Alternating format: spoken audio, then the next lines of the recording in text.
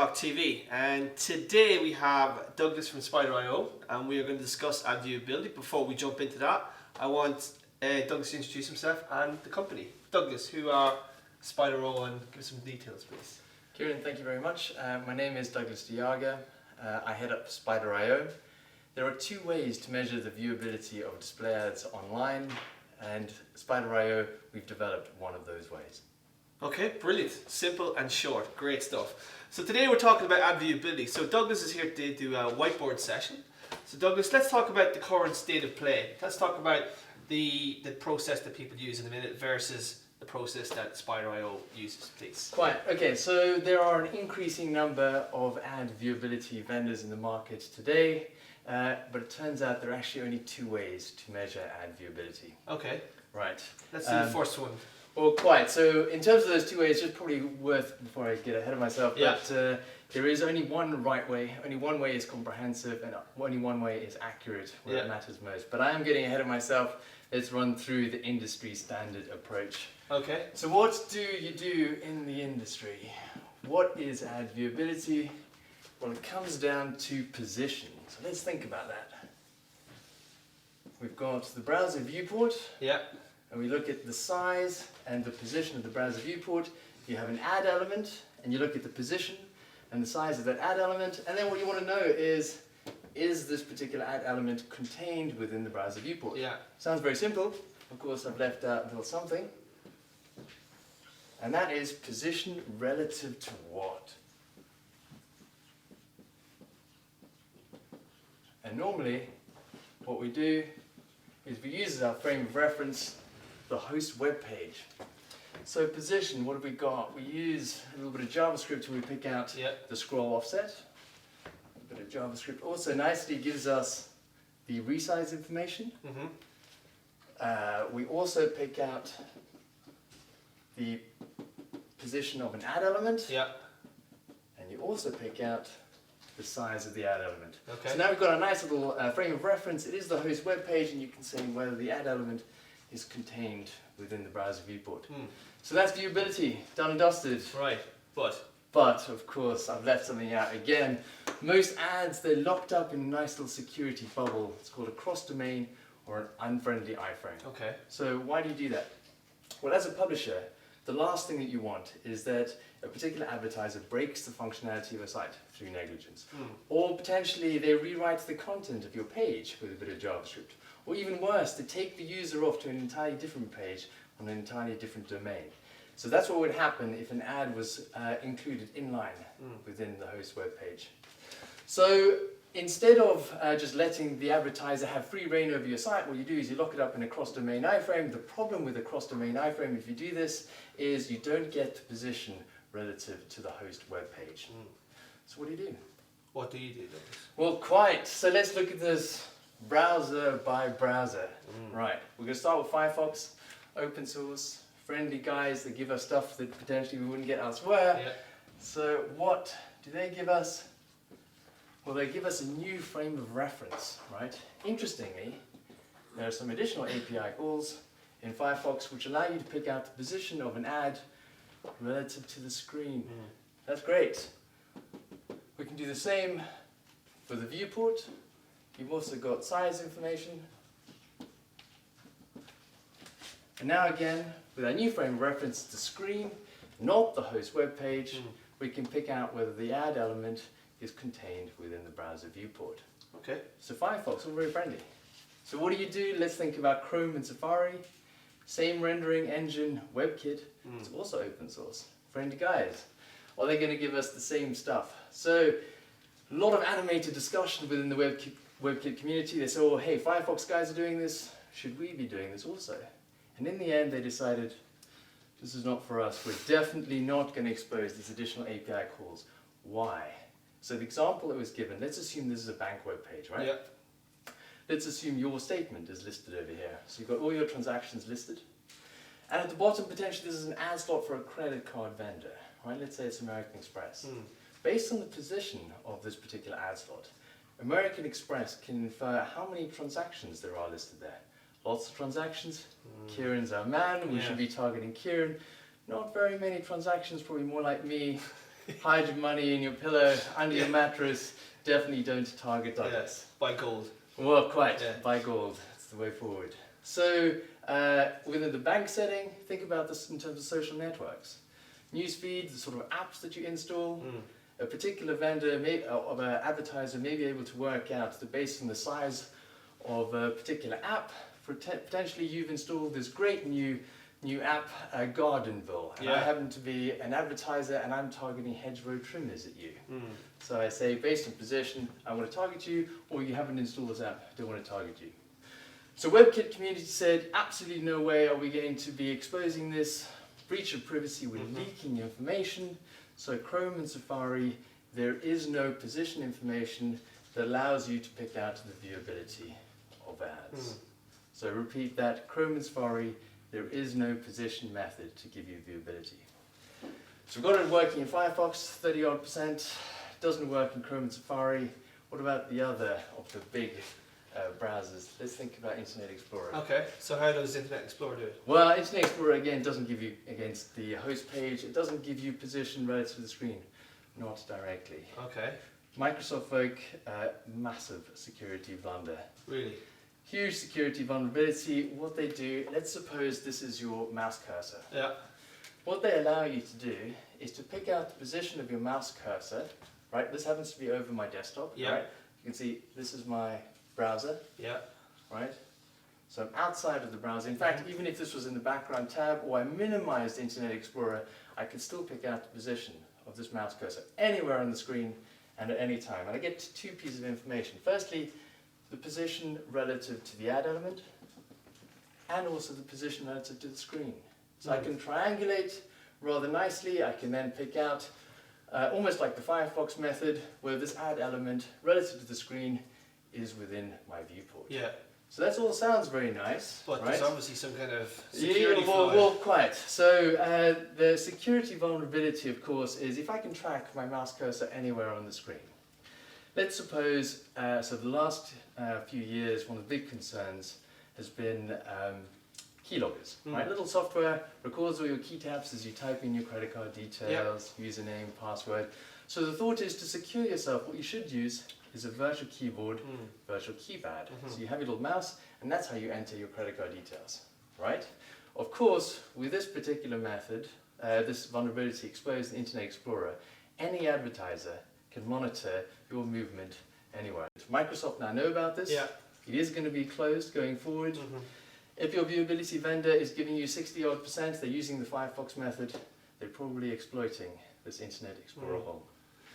So that, in sum, is the state of play with the position, the standard industry approach to measuring ad viewability. Right. And then obviously Chrome and Apple have slammed the door and have said, we don't want to open our users up to any kind of privacy issue. Yes, so the Chrome and Safari is actually down to WebKit underneath. Yeah. So it's the WebKit rendering engine. Yeah. And that community have said this is not. Okay. In fact, there are even questions now. The Firefox API calls, these are recently introduced. They are provisional. Will they persist? Given what the WebKit community has said, it's quite possible that they won't. Interesting. Going forward. So what do you do? What do you do? Right, so let's think. If we abstract totally away from position information, let's think about this in a different way. So let's say we've got your host web page, right? And let's say you've got a particular browser, right? And let's say you've got content there and you've got content there, right? That's me, maybe. That's you. Yes. Right? So if we abstract it totally away from position, is there anything that we can think about that that distinguishes this piece of content from this content? Well, one of the things clearly is this is painted to the display. Okay. Right? And this isn't. So one might wonder, okay, so this is painted to display, this isn't. Is there anything that we can monitor that corresponds with this painting to the display? When you say painting the display, can you just explain that briefly? Yes, okay, well, so let's run through. So it isn't clear that there could be a distinction, and let's think about what a browser actually does. So a browser takes in the HTML code, right?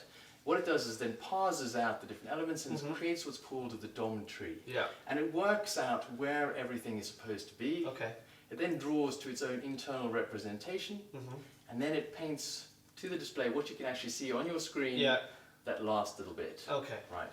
So the fact that everything needs to be worked out in advance of deciding what can be painted or what can't be painted to the display, right? You have this problem where most of the work is already done. So is there then any difference between the two? Turns out actually there is, right? So what do we focus on? We'll spell it the British way, just because.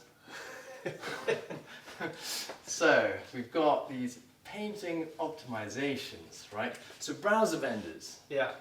Browser vendors, they know that as a browser you're limited by memory, you're limited by the processor, and at the same time web applications are getting richer and richer, right? So how do you ensure some sort of consistent experience, a nice smooth experience? What they try to do is they try to allocate more resource to information that's going to be painted than information that's not going to be painted. And that actually means at the end that there are these tiny little optimization artifacts that we can monitor. So let me give you examples of the sorts of things that are different. Content, certain types of content that isn't painted to the display, in terms of what the browser does in drawing that content, it draws it at a slower rate than content that is going to be painted to display. If there happens to be some animation, the rate of frame progression, when it's outside of the viewport and is not painted to display, is slower than actually if it is going to be painted to display. If you had an element and you tried to create local connections in this particular element, this element is not going to be painted, then the rate at which you can make these connections actually turns out to be lower than if it was going to be painted.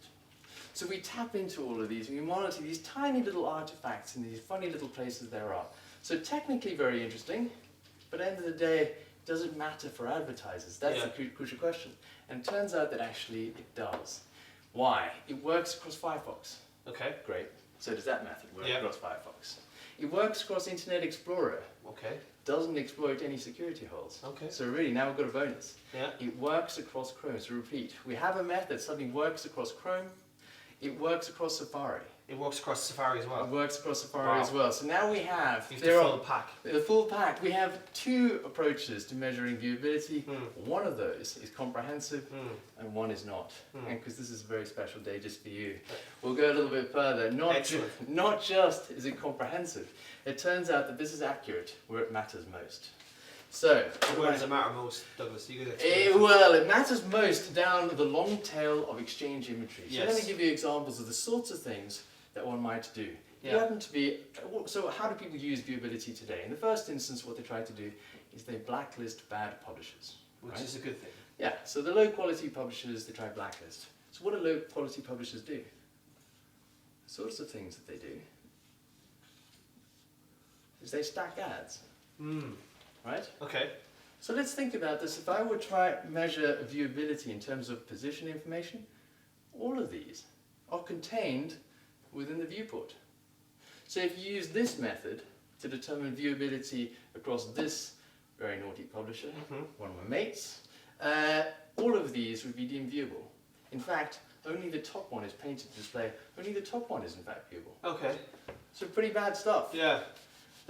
Could you explain how that works? I mean, is it rotation of ads during? No, not rotation. So that is another concern. But you can actually just put one element on top of another. You can do that as deep as you like. Wow.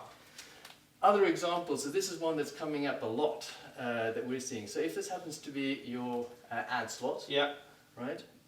What ends up happening is there are some publishers that are buying these ad slots. Right? So you have a particular website. I come along and I buy an ad slot on your website. You've got millions of people coming to your site. You're already popular. I'm not quite so popular. So what I do is I buy my ad slot on your page, and then what I do is I embed an entire web page in this ad slot. Right? So you can embed something which is larger than the ad slot. Right. Now it turns out actually that the browser is very clever, and the browser will only have this little bit painted to the display. So if you had an ad in the top left-hand corner, right? That's painted to display, that's viewable, so that's my ad. I bought an ad slot, put the whole page in, my top left-hand corner ad slot, that's viewable.